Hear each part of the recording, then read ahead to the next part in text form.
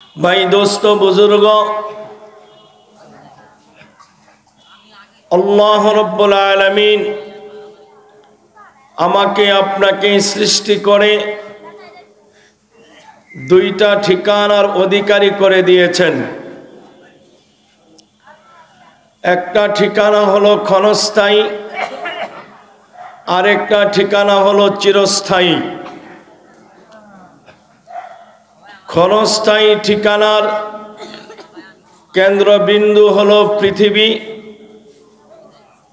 চিরস্থায়ী ঠিকানার কেন্দ্রবিন্দু হলো আখিরাত। ক্ষণস্থায়ী জিন্দেগির মধ্যে যেই সময়টাকে আমরা পার করছি, এই সময়টা হলো আমার হায়াতের মধ্যে শামিল।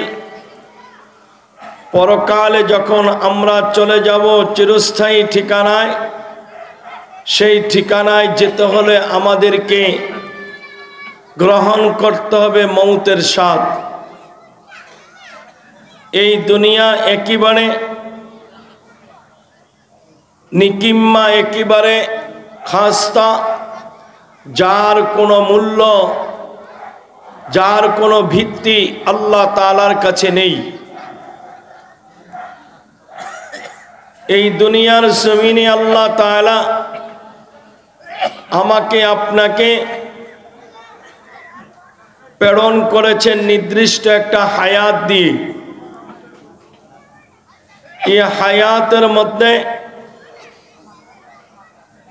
আমাকে আপনাকে অনাদি অনন্তকাল পরকাল, সেই পরকালে শান্তিতে কিভাবে থাকা যায় সে আমল করার জন্য। এক হাদিসের মধ্যে আসছে, প্রিয় নবী সাল্লাল্লাহু আলাইহি ওয়াসাল্লাম ইরশাদ করেছেন,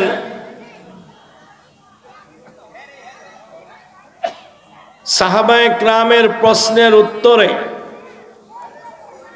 রাসূল বলেছেন, আমার উম্মতের মধ্যে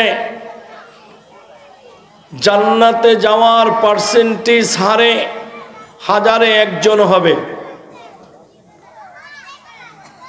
বাকি 999 জন সবই যাবে জাহান্নামে। রাসূল কিন্তু এই কথা বলেননি আমার উম্মতের মধ্যে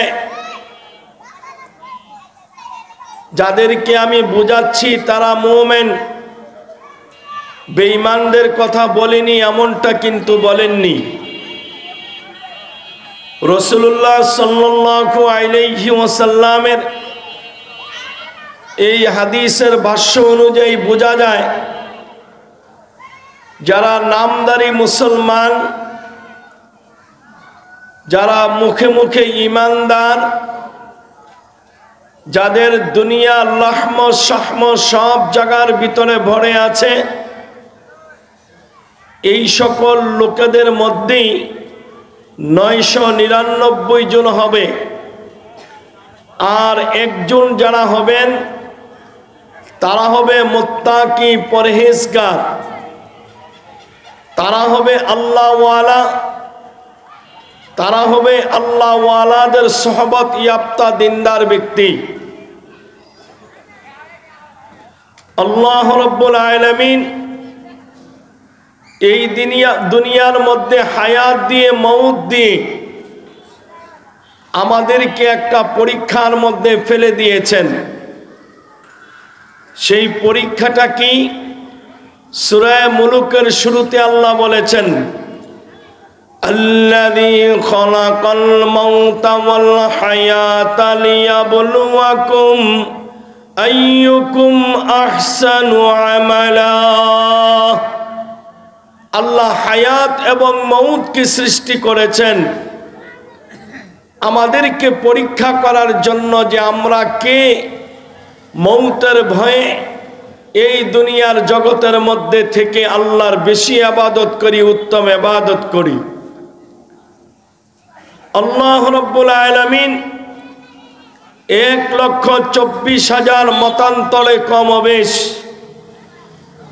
যত আম্বিয়ে কেরামদেরকে প্রেরণ করেছেন, কোন আম্বিয়ে কেরামদেরকে এই দায়িত্ব দেয়নি যে তার উম্মতদেরকে দুনিয়াদারি শিখাতে হবে। দুনিয়ার বিদ্যা শিক্ষা দেওয়ার জন্য তাদেরকে প্রেরণ করেননি।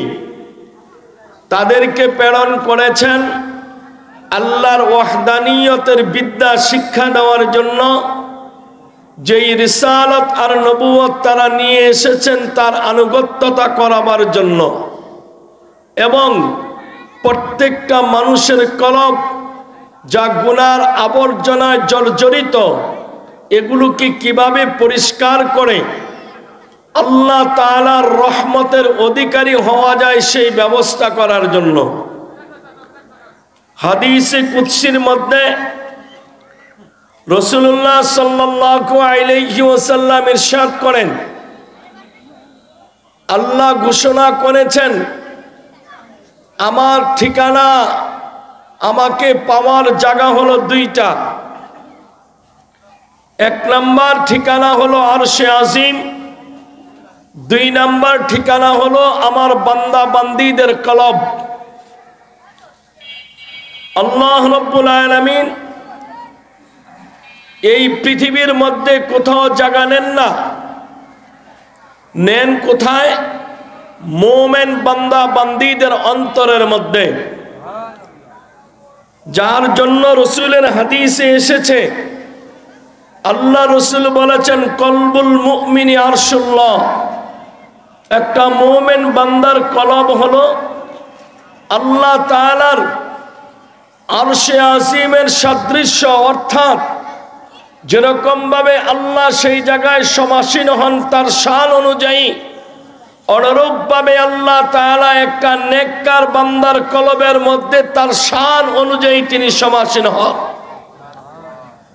তবে সেই কলব হতে হবে আয়নার মতো পরিষ্কার ঝকঝকে, যেই কলবের মধ্যে কোনো গুনার দাগ থাকতে পারবে না।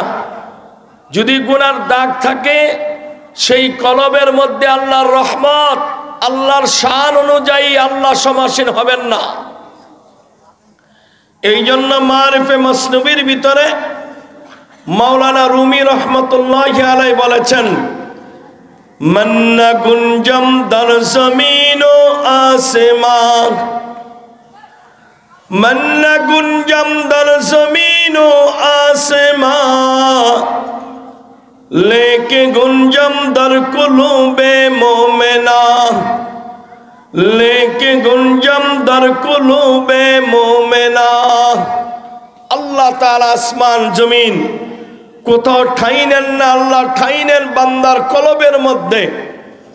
ওই ধরনের কলব, যেই কলবগুলো একেবারে আয়নার মতো স্বচ্ছ পরিষ্কার থাকবে। আর আয়নার মতো কলবকে স্বচ্ছ পরিষ্কার করতে হলে আল্লাহর জিকিরের কোনো বিকল্প নাই।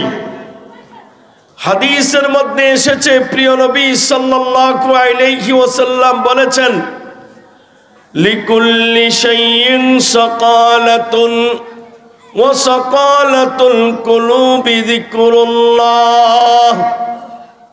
প্রত্যেকটা বস্তুকে জং ধরে, মরিচিকা ধরে, মানুষের অন্তরকে মরিচিকায় ধরে। তবে এই মরিচিকাগুলো লোহার মরিচিকা নয়, এই মরিচিকাগুলো হলো গুনার মরিচিকা, গুনার দাগ।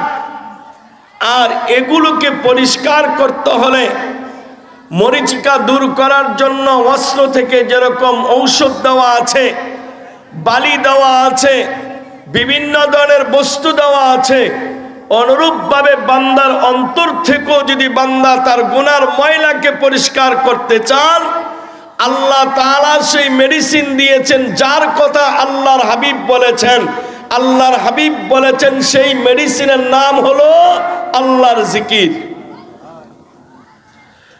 যেই বান্দা বেশি জিকির করবে তার কলব তত বেশি পরিষ্কার হবে।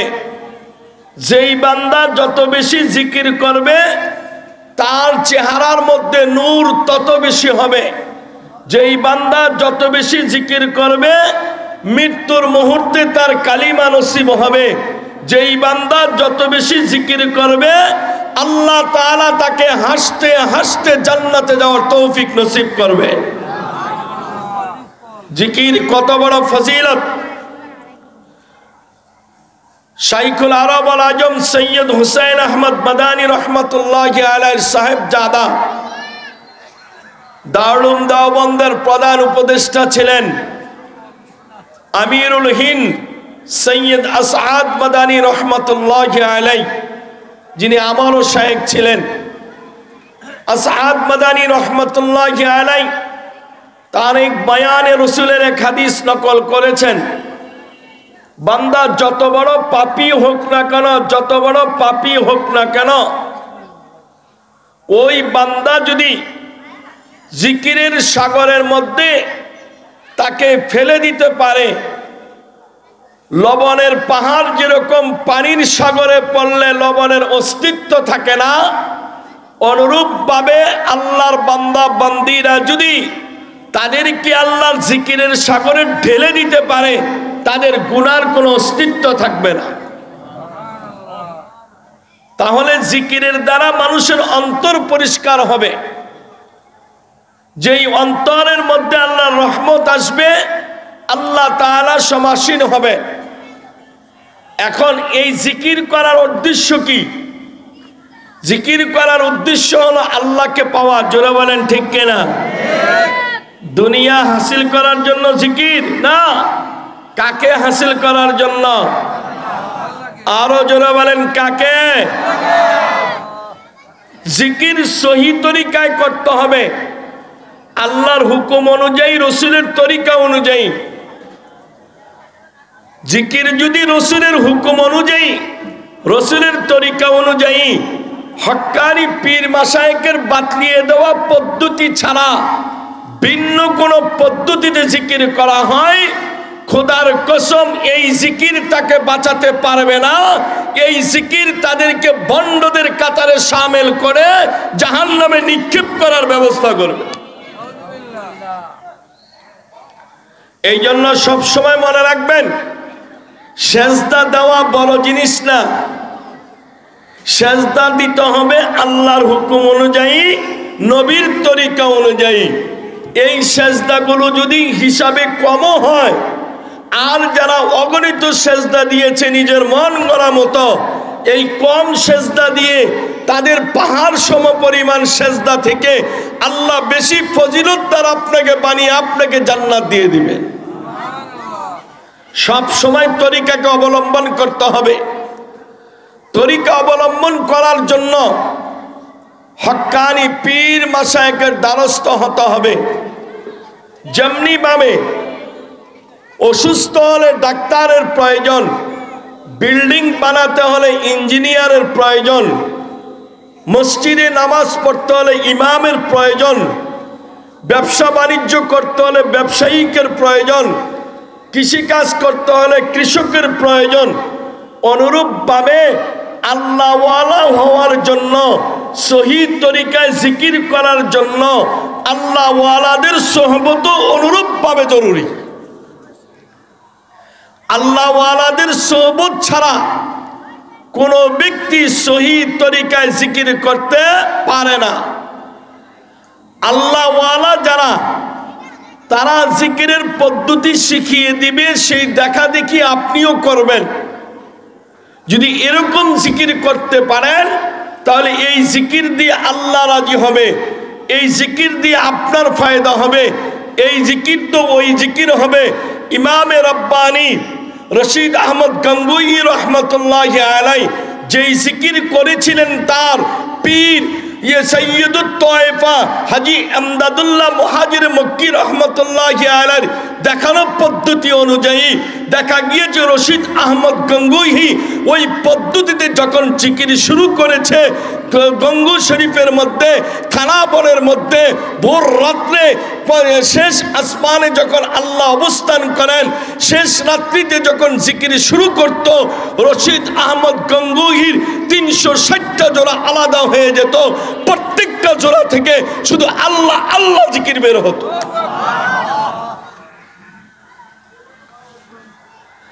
এই ধরনের জিকির শিখতে হলে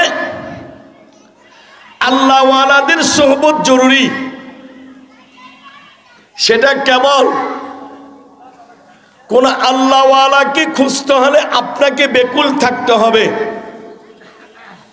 আপনি যদি বেকুল হন তাহলে আপনি সহি আল্লাহ ওয়ালা পেয়ে যাবেন। আল্লাহ ওয়ালা হওয়ার জন্য গায়ের মধ্যে এরকম লেখা থাকতে হবে না সে আল্লাহ ওয়ালা। তার আমল অনুযায়ী আপনি বুঝে নেবেন সে যে আল্লাহ ওয়ালা। আল্লাহ ওয়ালা যখন পেয়ে যাবেন তার কাছে বায়াত হয়ে জিকির শুরু করে দিবেন, আল্লাহ ফায়দা দিবে। হাজী এমদাদুল্লাহ মুহাজিরে মক্কি রহমাতুল্লাহি আলাইহি, যাকে সাইয়্যিদুত তায়েফা বলা হতো, হাজী এমদাদুল্লাহ মুহাজিরে মক্কি রহমাতুল্লাহি আলাইহি যার বায়াত গ্রহণ করেছেন ইমামে রব্বানি কুতুবে ইরশাদ রশিদ আহমদ গঙ্গুহি রহমতুল্লাহি আলাইহি, মুজাদ্দিদ মিল্লাত মাওলানা আশরাফ আলী থানভী রহমতুল্লাহি আলাইহি, কুতুবে ইরশাদ ইমামে রব্বানি রশিদ আহমদ গঙ্গুহি রহমতুল্লাহি আলাইহি কত বড় আলেম ছিলেন, কত বড় আলেম ছিলেন। তাজকিরাতুর রশিদের মধ্যে খলিল আহমদ সাহারানপুরী রহমতুল্লাহি আলাইহি লিখেন, আগামী 500 বছরের মধ্যে রশিদ আহমদ গঙ্গুহির মিসাল কোন আলেম পাওয়া যাবে না, যার ক্লাসমেট ছিল দারুল দেওবন্দের প্রতিষ্ঠাতা কাসেম নানুতুবি রহমতুল্লাহি আলাইহি। রশিদ আহমদ গঙ্গুহি রহমতুল্লাহি আলাইহি হাজী এমদাদুল্লাহ মুহাজিরে মক্কি রহমতুল্লাহি আলাইহির কাছে বায়াত হয়েছেন। একটা হলো ইলমে যাহিরি আর একটা হলো ইলমে বাতিনি। ইলমে যাহিরি কিতাব পড়ে পড়ে আলেম হওয়া। শায়েখ শরফুদ্দিন ইয়াহইয়া মনিরি রহমতুল্লাহি আলাইহি উনি নিজের জীবনীর মধ্যে লিখেছেন, আমি 4 লক্ষ কিতাব পাঠ করেছি। কত লক্ষ? কিয়ামত পর্যন্ত এমন আলেম পাওয়া যাবে কিনা বড় মুশকিল। 4 লক্ষ কিতাব তেলাওয়াত করতে পারে, পড়তে পারে, এমন আলেমের সংখ্যা বড় কম। শরফুদ্দিন ইয়াহইয়া মনিরি রহমতুল্লাহি আলাইহি উনি 4 লক্ষ কিতাব পাঠ করে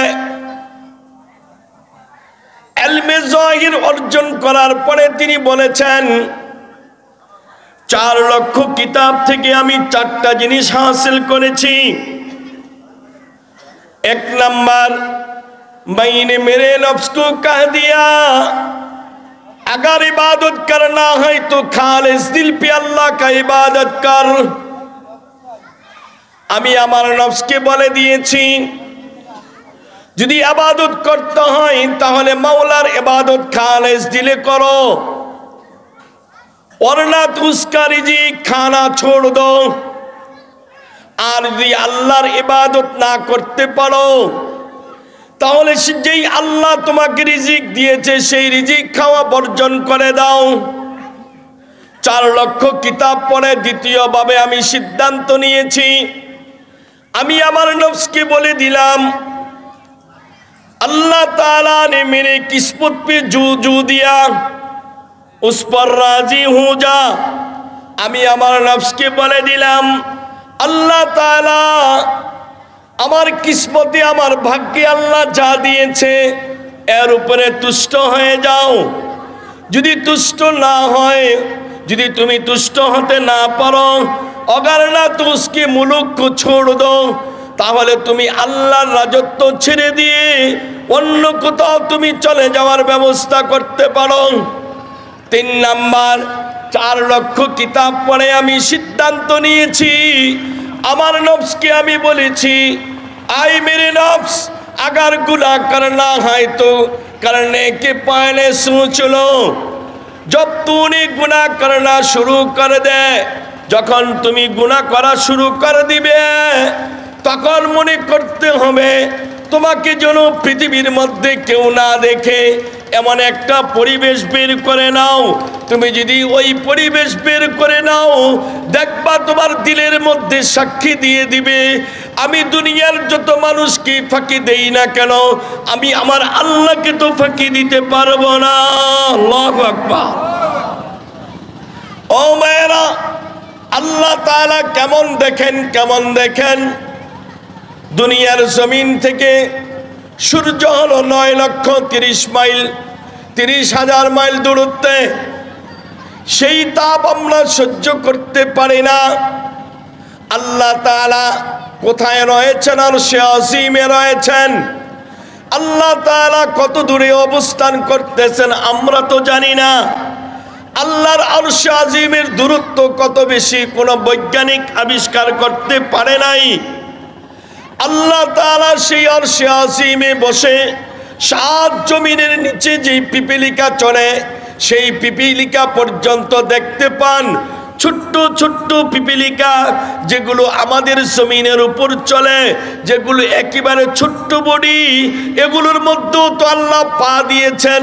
এই পা তো কোনো মানুষ নজর করতে পারে নাই, দেখতে পারে নাই, কিন্তু আমার আল্লাহ তাআলা এই ছোট্ট পিপীলিকার পা দিয়ে যে হাঁটতেছে হাঁটতেছে, তার মধ্যে যে একটা দাগ বসতেছে, ওই আরশে আজিমে বসো আমার মাওলা সচক্ষে তা দেখতে পান। মিশরের মধ্যে এক ধনাঢ্য ব্যক্তি ছিল, যার গোলাম একজন ছিল, সে কাজ করত। ওই গোলামের স্ত্রী বড় সুন্দরী, আর এই সুন্দরী স্ত্রীর প্রতি সে লালায়িত হয়ে গেল। একদিন গোলামকে ডেকে এনে বলতেছে, তুমি খেজুর গাছের খেজুরগুলো নিয়ে আসো, এনে এগুলোকে অমুক জায়গায় তুমি দিতে থাকো। এই কথা বলে তাকে পাঠিয়ে দিয়ে ওই গোলামের স্ত্রীকে জবরদস্তি ঘরে তুলে এনেছে। আনার পরে ওই স্ত্রীকে বলতেছে, তুমি দরজাগুলো বন্ধ করো। দরজা সব বন্ধ করেছে। কই এমন কোন দরজা ফাঁকা আছে কিনা যা তুমি বন্ধ করো নাই? কাহা আমার জানা মতে সব দরজা বন্ধ করেছি, কিন্তু একটা দরজা তো বন্ধ করতে পারি না। সেই দরজা কোনটা? ও আল্লাহর বান্দা, আমি একজন গরিবের স্ত্রী, আমার রূপের প্রতি তোমার লালসা জমেছে, আমার সাথে অপকর্ম করার জন্য তৈরি হয়েছ, দরজা বন্ধ করতে বলেছ।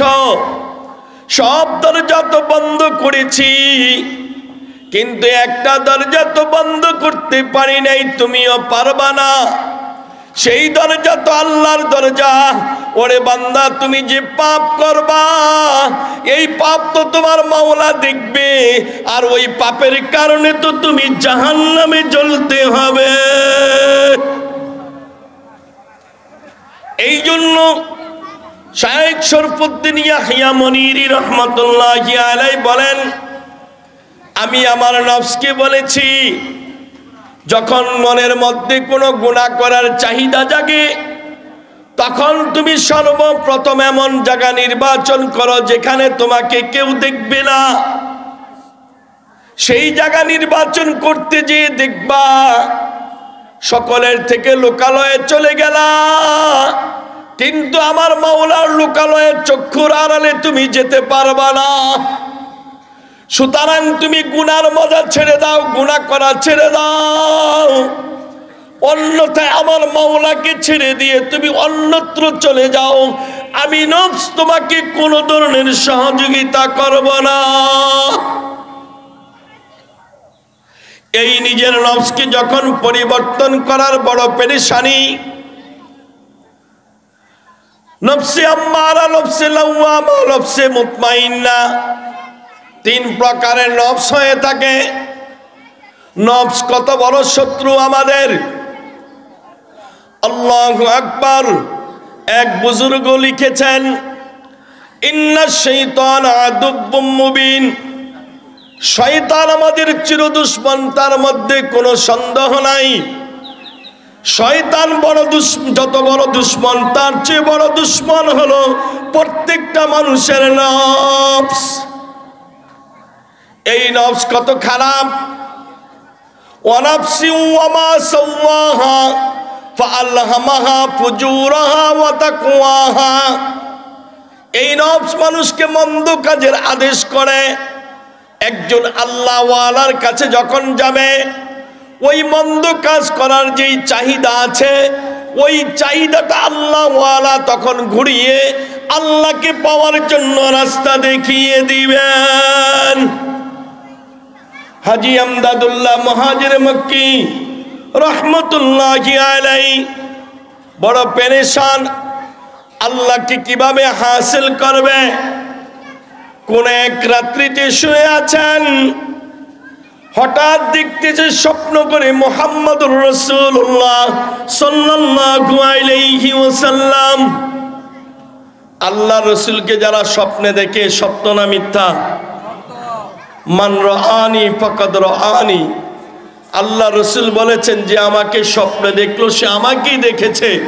কারণ রসুলের চেহারার নমুনা, রসুলের চেহারার আকৃতি কোনো শয়তানও ধরতে পারে না।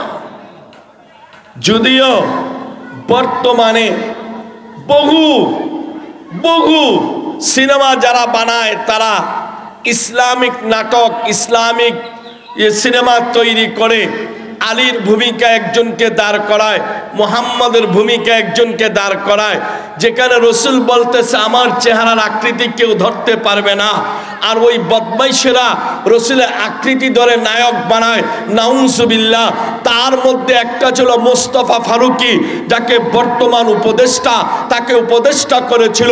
সারা বাংলাদেশ থেকে অনলাইন এবং রাস্তাঘাটে যখন তার বিরুদ্ধে প্রতিবাদ শুরু হয়েছে, একটু আগে দেখলাম তাকে অপসারণ করার জন্য বর্তমান অন্তর্বর্তী সরকার সিদ্ধান্ত নিয়েছে।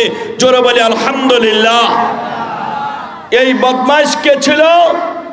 এই বদমাশ ছিল শাইখুল আরব আল আজম সৈয়দ হুসাইন আহমদ মাদানী রহমতুল্লাহি আলাইহি, সুযোগ্য খলিফা শাইখুল ইসলাম, যিনি হেফাজতের আমির, হাটাদারি মাদ্রাসার মহাপরিচালক, হাইয়াতুল উলিয়া বেফাকের চেয়ারম্যান ছিলেন, সারা এশিয়া মহাদেশের আধ্যাত্মিক রাহবার ছিলেন। আল্লামা আহমদ শফিকে তেতুল হুজুর বলে যে টিটকারি আর ব্যঙ্গ করেছিল, সেই মুস্তফা ফারুকী হলো তার মধ্যে সেই ব্যক্তি। এই জন্য এই ধরনের কুলাঙ্গার যারা আছে তাদেরকে উপদেষ্টা বানানোর জন্য 5ই আগস্ট এই বাংলাদেশ দ্বিতীয়বার স্বাধীন হয় না। জোরে বলেন ঠিক কিনা? তাদেরকে কখনো এই সরকারের দায়িত্বে নেওয়া যাবে না। যাই হোক, এই বদমাইশেরা রসুলের চেহারা বিকৃতি করে তারা সিনেমা তৈরি করে। অনেক মুসলমান আছে টিভি দেখার বড় শখ, ওই সিনেমাগুলো টিভি লাগিয়ে লাগিয়ে দেখে। তুর্কি দেশ থেকে আসে, এগুলো দেখে বাংলা ভার্সনে। হুজুর খারাপ কিছু তো দেখি না। আরে ভাই, খারাপ কিছু দেখেন না, আপনি কিভাবে বুঝলেন খারাপ দেখেন কি দেখেন না? আপনি যা দেখছেন, যেভাবে দেখছেন, যা নকল করা হচ্ছে, এগুলোই তো গুনার কাজ। আপনি যদি প্রস্রাব দিয়ে কোনো জিনিসকে হালাল বানাতে চান, কখনো পারবেন না। প্রস্রাব হারাম, ওরকম ভাবে তাকে দিয়ে যা পবিত্র করা হবে তাও হারাম, ঠিক কিনা? রাসূলুল্লাহ সাল্লাল্লাহু আলাইহি ওয়াসাল্লামকে স্বপ্নে কে দেখেছেন? হাজী আমদাদুল্লাহ মুহাজির মক্কি রহমতুল্লাহি আলাইহি। হাজী আমদাদুল্লাহ মুহাজির মক্কি রহমতুল্লাহি আলাইহি যখন স্বপ্নে দেখলেন, দেখতেছে রসুল একটা বিশাল বড় মজমার মধ্যে বসা। এমত অবস্থায় হাজী আমদাদুল্লাহ মুহাজির মক্কি রহমতুল্লাহি আলাইহি মজমার এক কোনায় যে বসে রইলেন। উনি নিজে বয়ান করতেছে, আপনি স্বপ্ন যোগে দেখতেছি আল্লাহ রসুল আমাকে ইশারা করে ডাকলেন সামনে যাওয়ার জন্য। আমি যখন রসুলের ডাকে সাড়া দিয়ে সামনে গেলাম, যাওয়ার পরে এক ব্যক্তির হাতে আমাকে তুলে দিয়ে বলল, এর মাধ্যমে তোমার ইসলাম হবে। জোরে বলেন সুবহানাল্লাহ। কিন্তু যার চেহারা দেখাইছে এই চেহারা তো ওনার মনে নাই। এই চেহারা মনে আছে, এই লোক তো উনি চিনেন না। আল্লাহু আকবার। হাজী ইমদাদুল্লাহ মুহাজিরে মক্কি রাহমাতুল্লাহি আলাইহি ফজরের নামাজ পড়ে পেরেশান হয়ে দৌড়িয়ে তার উস্তাদের কাছে চলে গেলেন। যেই উস্তাদ তাকে পড়াশোনা শিক্ষা দিয়েছেন, তার প্রতি বড় ইহসান করেছেন। এই জমানা বড় পরিবর্তন হয়ে যাচ্ছে। আগেকার জমানা ছিল ছাত্র শিক্ষকের সাথে একটা নিবিড় সম্পর্ক, এখন আর স্বার্থের জন্য ওই সম্পর্ক টিকে না। কিন্তু হাজী ইমদাদুল্লাহ মুহাজিরে মক্কি যেই জমানার ছাত্র ছিলেন, সেই জমানার ছাত্ররা উস্তাদের জন্য জীবন কুরবানি করত। হাজী ইমদাদুল্লাহ মুহাজিরে মক্কি রাহমাতুল্লাহি আলাইহি উস্তাদের কাছে যেয়ে বলতেছে, কালকের রাত্রে আমি স্বপ্নে দেখেছি আল্লাহর রসুলকে। আল্লাহর রসুল আমাকে একটা ব্যক্তির হাতে তুলে দিয়ে বললেন, এর মাধ্যমে আমার আধ্যাত্মিক ইসলাহ হবে, কিন্তু আমি তো তাকে চিনি না। উস্তাদ তাকে শান্ত করে বললেন, তুমি পেরেশান হয়ো না, চলো আমার সাথে, তোমাকে নিয়ে এক জায়গায় যাব আমি। তার উস্তাদ যখন তার হাত ধরে নিয়ে রওনা হলেন, যেতে যেতে লোহার একটা এলাকা আছে ভারতের, সেই এলাকার মধ্যে যখন ঢুকে পড়লেন, একটা মসজিদে গেলেন। মসজিদের একটা হুজরার ভিতরে গেলেন। হুজরার ভিতরে যেই ব্যক্তিকে আল্লাহ রসুল স্বপ্নে দেখিয়েছে, দেখতেছে উনি কিছু ভাইদেরকে, কিছু মুসলিম ভাইদেরকে ইসলাহীমূলক আলোচনা করতেছে। হাজী ইমদাদুল্লাহ মুহাজিরে মক্কি বলতেছেন, আমার উস্তাদ বলতেছে, ও ইমদাদ, দেখো তো কাল রাত্রে যাকে তুমি দেখেছ তিনি সেই ব্যক্তি কিনা। এখন প্রশ্ন হতে পারে, হাজী ইমদাদুল্লাহ মুহাজিরে মক্কির উস্তাদ তো গায়েব জানেন না, তাহলে রাত্রের ঘটনা উনি কিভাবে জানলেন? একে হাদিসের মধ্যে বর্ণনা করা হয়েছে, ফিরাসত বলে, ইত্তাকু ফিরাসাতাল মুমিন ফাইন্নাহু ইয়ানজুরু বিনুরিল্লাহ। একজন আল্লাহওয়ালার বিচক্ষণতা থেকে এবং তার বিচক্ষণ নজর থেকে তুমি বড় সাবধান। আল্লাহর ওলি যখন নজর দেয়, তখন ওই নজর দেওয়ার সাথে সাথে রে বান্দা, আল্লাহর নূরের মাধ্যমে সে সব কিছু দেখার মতো যোগ্যতা আল্লাহ পয়দা করে দেয়। আমরা ভালো মন্দ কোনো সার্টিফিকেট দিতে যাব না। বরিশাল সিটি কর্পোরেশনের মেয়র ইলেকশনে নায়েবে আমির সাহেব যখন নির্বাচন শুরু করলেন, ভালো একটা অবস্থানে ছিলেন। আমরা তো আশাবাদী ছিলাম তিনি বিজয়ী হবেন।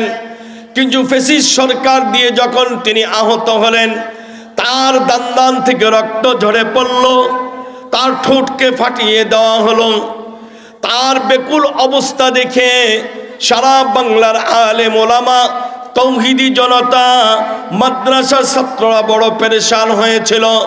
তখন হুজুর ঘোষণা দিয়েছিল, আমার শরীর থেকে রক্ত জড়িয়েছে, এই রক্তের বদলা হবে এই 25 সরকারকে বিতাড়িত না করা পর্যন্ত আমি ঘরে ফিরব না। ঠিক কিনা? আল্লাহর ওলির কথা উনি তো গায়েব জানতেন না, জোরে বলেন ঠিক কিনা? কিন্তু উনি এই কথা যে বলেছেন, আল্লাহ তো কবুল করে ফেলেছে, জোরে বলেন ঠিক কিনা? আল্লাহ কবুল করেছে। যেই ফ্যাসিস্ট সরকারের ক্ষমতায় মানুষ তার জবান দিয়ে কথা বলার যোগ্যতা ছিল না, মাহফিলগুলোর অনুমতি লাগতো, দ্বীনি মাদ্রাসা কায়েম করতে হলে ঝামেলায় পড়ে যেত। ওই ফ্যাসিস্ট সরকার এই বাংলাদেশ ছেড়ে পালাবে কেউ জানতো না। কিন্তু আল্লাহ যখন টান দিয়েছে, দুনিয়ার কোনো শক্তি তাকে ঠেকাইতে পারে নাই। ভাই দোস্ত বুজুর্গ, এবার উস্তাদ যখন দেখিয়ে বলল, দেখো তো দেখি তুমি গতকাল রাত্রে যাকে স্বপ্নে দেখেছো তিনি সেই কিনা। হাজী আমদাদুল্লাহ মুহাজিরে মক্কি রাহমাতুল্লাহি আলাইহি বলেন, আমি অপলক দৃষ্টিতে তাকিয়ে আছি শাইখের নজর চেহারার দিকে। সেই শাইখের নাম হলো নূর মোহাম্মদ ঝঞ্ঝানবী রাহমাতুল্লাহি আলাইহি। আল্লাহু আকবার, আল্লাহু আকবার। বুজুর্গদের নজর দ্বারা যা জিন্দা হয়, হাজারো কিতাব দিয়েও তা জিন্দা হয় না। যারা বলেন ঠিক কিনা? আমাদের এই চরমনের সিলসিলার মূল হলো উজানি। যারা বলেন ঠিক কিনা? কারিউল কোররা কারি ইব্রাহিম সাহেব রহমতুল্লাহি আলাইহি থেকে মাওলানা ইসহাক রহমতুল্লাহি আলাইহি ওই নজর কেড়েছিলেন, যেই নজরের কারণে আল্লাহ তাআলা সারা ওয়াল ব্যাপী তার আধ্যাত্মিক খেদমত কবুল করেছেন। ঠিক কিনা? পীর মোবারক করিম রহমতুল্লাহি আলাইহি আমার সম্পর্কে নানা শ্বশুর হয়। তার জবান থেকে একদিন আমি শুনেছি, আমি যখন হেদায়েতুন নাহুম কিতাব পড়তাম, আমার দাদা কারি ইব্রাহিম সাহেব রহমতুল্লাহি আলাইহি জীবিত, আমি দাদার সামনে বসা, আমি কোনো কথা বলতেছি না, দাদা আমার দিকে শুধু তাকিয়ে আছে। আল্লাহু আকবার। আজকে আমি মুবারক যতটুকু কাজ করতেছি, আমার মনে হয় আমার দাদার সেই নজরের কারণে আল্লাহ কাজ নিচ্ছেন। যারা বলেন ঠিক কিনা? না কিতাবু সে না জিরওয়াজি ওয়ার সে दीन पैदा होता है बुजुर्गों की नजर से। अल्लाहु अकबर। किताब दिए कोनो सम्पद दिए दीन के निजेर भितरे आयत्ते आना जाए ना। दीन पैदा হয় তো আল্লাহ ওয়ালাদের নজরে। আল্লাহ ওয়ালাদের নজর কেবল পীর মুবারক করিম রহমতুল্লাহি আলাইহি কত বড় কামেল পীর ছিলেন, কামেল পীর ছিলেন উজানির বাতি। আল্লাহু আকবার। তার দাপনের পরে আল্লাহু আকবার ওই এলাকার মধ্যে আল্লাহ মিশক আম্বরে গ্রাম দিয়ে ভরপুর করে দিয়েছেন। আল্লাহর ওলিরা যে যেখানে শুয়েছে, কসম খোদার সেই জায়গার পরিবর্তন আপনার নজরে পড়বে যদি আপনার কাছে সেই নজর থাকে। আল্লামা আহমদ শফি শাইখুল ইসলাম যেই মাকবারায় শুয়ে আছে, রাতের অন্ধকারে মনে হয় এখনো ঝলমল করতেছে। আল্লামা জুনায়েদ বাবুনগরী যেই মাকবারায় শুয়ে আছে, রাতের অন্ধকারে মনে হয় এখনো ঝলমল করতেছে। মুফতি আমিনী রহমতুল্লাহি আলাইহি ফ্যাসিস্ট সরকারের জুলুমের শিকার হয়ে দুনিয়ার জমিন থেকে শাহাদত বরণ করেছেন। যেই জায়গায় শুয়ে আছে, রাতের অন্ধকারে মনে হয় এখনো নূর ঝলমল করে। শাইখুল হাদিস আল্লামা আজিজুল হক রহমতুল্লাহি আলাইহি যেই জায়গায় শুয়ে আছে, আল্লাহর ওলির শ্রেষ্ঠ মুহাদ্দিসের কবর থেকে মনে হয় রাতের অন্ধকারে নূর ঝলমল করে যাচ্ছে। ও ভাইরা, হাজী আমদাদুল্লাহ মুহাজিরে মক্কি রহমতুল্লাহি আলাইহি চুপ করে দাঁড়িয়ে আছেন, কোনো কথা বলেন না। এবার তার শাইখের নাম কি? নূর মোহাম্মদ ঝঞ্ঝানবী রহমতুল্লাহি আলাইহি। নূর মোহাম্মদ ঝঞ্ঝানবী রহমতুল্লাহি আলাইহি বলতেছে, ও ইমদাদ, ऐसे तू क्यों मुझे देख रहा है? आजा आजा मेरे करीब आजा। कल के रात तो मोहम्मद रसूलुल्लाह सल्लल्लाहु अलैहि वसल्लम ने तुझे मेरे हाथ पे सुपर्द किया। अल्लाहु अकबर। हाजी আমদাদুল্লাহ মুহাজিরে মক্কি কে বলতেছে, আমার চেহারার দিকে কেন এইভাবে তুই তাকিয়ে আছিস? গতকাল রাত্রে আল্লাহর রাসূল যার হাতে তোকে সুপর্দ করেছে, সেই নালায়েক ব্যক্তিটা আমি, তুই আমার কাছে চলে আয়। আল্লাহু আকবার। ওনার নজর যখন হাজী আমদাদুল্লাহ মুহাজিরে মক্কি রহমতুল্লাহি আলাইহির উপর পড়েছে, আল্লাহ তাআলা ওনার দ্বারা ভারতবর্ষের মধ্যে আধ্যাত্মিক লাইনের এত খেদমত নিয়েছে। সহি তরিকার যদি কোনো পীর খুঁজতে হয়, হাজী এমদাদুল্লাহ মুহাজির মক্কির সিলসিলা ছাড়া সহি লাইনের পীর পাওয়া যায় না। ভাই দোস্ত বুজুর্গ, এই জন্য আল্লাহ ওয়ালাদের সোহবত দরকার। আল্লাহ ওয়ালাদের সোহবত যখন দিলে ঢুকে যাবে তখন আপনার মৃত্যুর স্মরণ হবে। হাদিসের মধ্যে আসছে, মুতু কবলা আন তামুতু, তুমি মরে যাও তোমাকে মারার পূর্বেই। বান্দা তুমি মরে যাও তোমাকে মারার পূর্বে। এর অর্থ কি? তুমি সদা সর্বদা মনে করতে হবে তুমি তো পরকালের লোক, তুমি তো দুনিয়াতে চিরস্থায়ী লোক না। পরকালে থাকতে হলে তোমাকে কিভাবে থাকতে হবে সেই নমুনা, সেই আমল তোমাকে করে যেতে হবে। রাবেয়া বসরি রহমতুল্লাহি আলাইহা আল্লাহর বড় নেককার বান্দি ছিল। রাবেয়া বসরি এত বড় বুজুর্গ, তার চেহারা ছিল বেড়ঙ্গা, চেহারার মধ্যে কোনো নূর ছিল না, কোনো কাশিস ছিল না। তার স্বামী যখন বেঁচে ছিল প্রতিদিন এশার নামাজ পড়ার পর যায় নামাজটা হাতে নিয়ে এর পূর্বে গোসল সেরে নিত। স্বামীর কাছে যেয়ে বলতো, আমার কোনো খেদমতের প্রয়োজন আপনার আছে কিনা? যদি থাকে তাহলে আপনি আমাকে বলেন, আমি আপনার খেদমত করতে রাজি আছি। আর যদি না থাকে তাহলে যায় নামাজ আমার হাতে আছে, আমাকে একটু আমার মাওলার কাছে যাওয়ার সুযোগ করে দেন। ও মা বোনেরা, ভালো করে শোনো, তোমার স্বামী, তোমার ছেলে, তোমার ধন সম্পদ কোনো কিছু কবরের মধ্যে তোমাকে বাঁচাইতে পারবে না যদি তুমি নেককার না হও। রাবেয়া বসরি এত বড় বুজুর্গ, তার প্রচার প্রসার হয়ে গেল।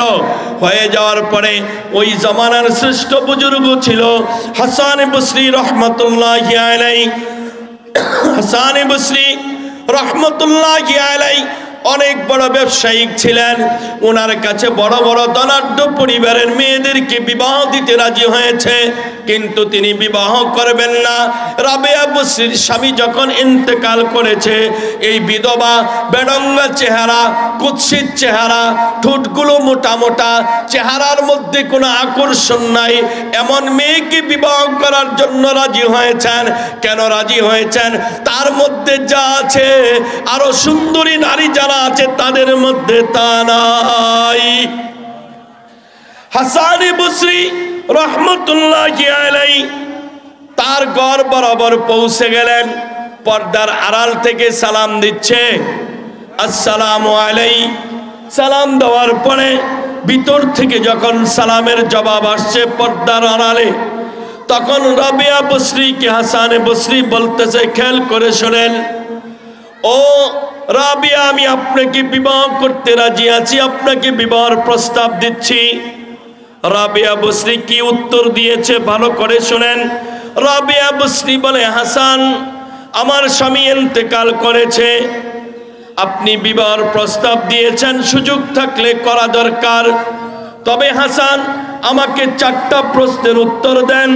4টা প্রশ্নের যদি উত্তর আপনি দিতে পারেন তাহলে আমি আপনাকে বিবাহ করতে রাজি আছি। হাসানে বসরিকে প্রথম প্রশ্ন করা হলো, ও হাসান, আপনি বলেন তো দেখি, আমি জান্নাতি না জাহান্নামী? বলার ক্ষমতা আছে? আমি কাউকে বলতে পারবো আপনি জান্নাতি না জাহান্নামী? কিন্তু বাংলাদেশের বহু সরকারি মাওলানা আছে, ফেসিস্ট সরকারের প্রধান যে পালিয়েছে বাংলাদেশ থেকে, তাকে জান্নাতি ঘোষণা দিয়েছে এবং রাবেয়া বসরি ঘোষণা দিয়েছে, জানেন না আপনারা? আর রাবেয়া বসরি বলতেছে, হাসান, বলো তো দেখি, আমি জান্নাতি না জাহান্নামী? হাসান লা জবাব, কোনো জবাব দিতে পারে না। দ্বিতীয় প্রশ্ন করা হলো, ও হাসান, বলো তো দেখি, কাল হাসরের মাঠে মানুষের আমল নামাগুলো যখন আল্লাহ হাতে দিবে, আমার আমল নামা আমার ডান হাতে দিবে না সিনা ফার ফেরে বাম হাতটাকে ঢুকিয়ে পিঠের পিছন দিয়ে বের করে সেই বাম হাতের মধ্যে আমলনামা দিবে। কোনটা হবে? হাসান একেবারে চুপ, কোনো জবাব দিতে পারে না। সম্ভব নয়। গায়েবের মালিক, জোরে বলেন কে? এগুলোর এলেম কার কাছে আছে? জোরে বলেন আল্লাহ। হাসান বসরি কোনো জবাব দিতে পারে না। তৃতীয় প্রশ্ন করতেছে, ও হাসান আপনি বলেন তো দেখি, কাল হাসরের মাঠে মিজানের পাল্লা হবে, যার বাংলাদেশের ভাষা হলো দাড়ি পাল্লা, যা বিশেষ দলের মার্কা। জোরে বলেন ঠিক কিনা? কই এই মিজানের পাল্লা দিয়ে প্রত্যেকটা মানুষের আমলনামাগুলোকে মাপা হবে। হাসান গো আপনি বলেন তো দেখি, আমার আমলনামাগুলো আল্লাহ যখন মিজানের পাল্লায় উঠাবে, সেই মিজানের পাল্লা যখন উঠিয়ে নিবে, আমার আমলগুলো বাড়ি হবে না হালকা হবে? হালকা হলে জাহান্নাম, আর বাড়ি হলে জান্নাত। জোরে বলেন ঠিক কিনা? হাসান বসরি কোনো জবাব দিতে পারে না। আল্লাহু আকবার! কত সুন্দর প্রশ্ন। প্রত্যেকেই এই প্রশ্নগুলো নিজের দিলের সাথে লাগাইবেন। আপনি জান্নাতি কি জাহান্নামী, নিজের দিলকে প্রশ্ন করবেন, নফসকে প্রশ্ন করবেন। আপনার আমলনামার ডান হাতে আসবে না বাম হাতে আসবে, নিজের নফসকে জিজ্ঞাসা করবেন। আপনার আমলগুলোকে আল্লাহ যখন মিজানের পাল্লায় উঠাবে, আপনার মিজানের পাল্লা বাড়ি হবে না হালকা হবে, নিজের নফসকে জিজ্ঞাসা করবেন। চতুর্থ প্রশ্ন রাবিয়া করলো, ও হাসান তুমি বলো তো দেখি, পুলসিরাত মূলক যে একটা আল্লাহ তাআলা সাঁকো তৈরি করেছে, এই সাঁকোটা কেমন হবে? হাদিসের বর্ণনায় এসেছে চুলের থেকেও চিকন হবে এবং ইস্পাত থেকেও দাঁড় হবে। এখন প্রশ্ন অনেকে করতে পারেন, এই চিকন চুলের মধ্যে এত বড় মোটা মোটা দেহ কিভাবে আটকাবে, কিভাবে যাবে?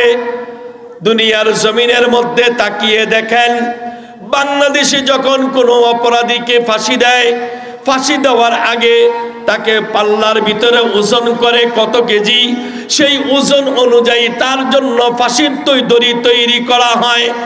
আমার আল্লাহ যিনি সর্বশক্তিমান, যিনি এত চিকন পুলসিরাতের জন্য এই সতী রাস্তা তৈরি করেছেন চুলের মতো চিকন, এইটাকে শক্তিশালী করার ক্ষমতা একমাত্র আল্লাহর।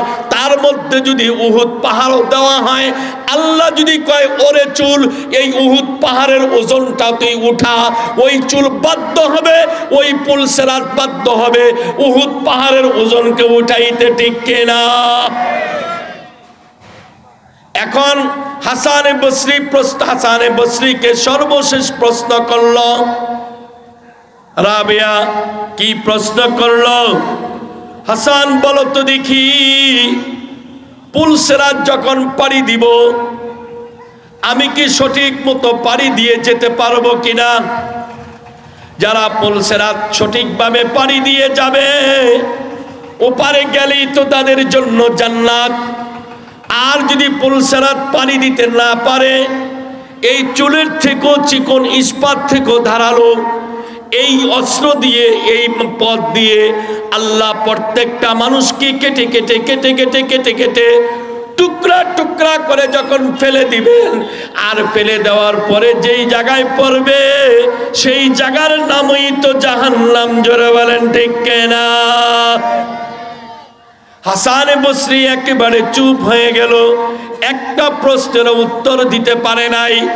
এবার রাবিয়া বলে, ও হাসান, চারটা প্রশ্ন করলাম, চারটা প্রশ্নের যেহেতু উত্তর দিতে পারেন নাই, আমি রাবিয়ার কোনো সুযোগ নাই বিবাহ করার, কারণ এই চারটা প্রশ্নের উত্তর আমাকে দুনিয়াতে তৈরি করে যেতে হবে। আল্লাহু আকবার। রাবিয়া বসরি আরেকদিন হাসান বসরি রহমতুল্লাহি আলাইহির কাছে গিয়েছেন একটা মাসলা জানার জন্য। অনেকে আছে বন্ড পীরের কাছে মুরিদ হয়, সে আকাশ দিয়ে উঠতে পারে, পানির মধ্যে আগুন লাগাইতে পারে, মানুষকে বেহুশ বানাইতে পারে। এই ধরনের কারিশমা দেখে এই ঘটনা, ছোট্ট ঘটনা শোনেন, আপনার দেখবেন প্রশ্নের উত্তর মিলে যাবে। রাবিয়া বসরি যে শুনতেছে হাসান এবার ইবাদতের জন্য নদী সাগরের পাড়ে গিয়েছে। সাগরের পাড়ে, নদীর পাড়ে ইবাদত করলে শান্তি লাগে। শহরের মধ্যে মানুষের গুনাহে এলাকা বাড়ি হয়ে থাকে, ইবাদতের মধ্যে রুহানিয়ত আসে না। এই জন্য আল্লাহর ওলিরা আল্লাহকে খোঁজার জন্য জঙ্গলে চলে যায়। যেরকম ভাবে কারিউল কোররা, কারি ইব্রাহিম সাহেব একবার চিল্লা দিতেন 40 দিন পর্যন্ত। সপ্তাহে বেতমোরার ভিতরে চলে যেতেন, যেখানে কোনো আওয়াজ ছিল না, একমাত্র ইব্রাহিম আর আল্লাহ দুইজনের মধ্যে তো শুরু হয়েছে খোদার খেলা। রাবিয়া বসরি তখন যখন তাকে খুঁজতে গেলেন, খুঁজতে যেয়ে যখন পাইলেন না পাওয়ার পরে সাগরের পাড়ে গেলেন। যাওয়ার পরে দেখতেছে হাসান বসরি সাগরের পানির উপর যায় নামাজ বিছিয়ে নামাজ পড়তেছে। আল্লাহু আকবার। রাবিয়া বসরি বললেন, যেহেতু সে পানির উপরে যায় নামাজ বিছিয়েছে, তার এই কারামত থেকে তো আর একটু অলৌকিক কিছু তৈরি হওয়া দরকার। আল্লাহর কাছে দোয়া করে রাবিয়া বসরি যায় নামাজ পেতেছে বাতাসের উপর, হাওয়ার উপর। আল্লাহু আকবার। পানির মধ্যে যায় নামাজ বিছানো আর বাতাসের মধ্যে বিছানো, আশ্চর্য কোনটা? বাতাসটা না? অবশ্যই। এবার বাতাস থেকে যায় নামাজটাকে আস্তে আস্তে নিচে নামাইতেছে। নামায়া কাছে আইসা বলে, ও হাসান, এই পানির মধ্যে যায় নামাজ বিছানো আর বাতাসের মধ্যে বিছানো, এটার উপমা কি জানো? পানির মধ্যে বিছানোর অর্থ হলো পানির উপরে যেরকম খড়কুটা বাসে, তোমার যায় নামাজটা খড়কুটার তুলনা। আর আমি যে আকাশে উঠতেছি, মাছি যেরকম উড়ে, আমারটা এরকম উঠতেছে। ও হাসান, আসল কাজটা হলো তোমার অন্তরটা আল্লাহর জন্য হয়েছে কিনা একবার প্রশ্ন করো।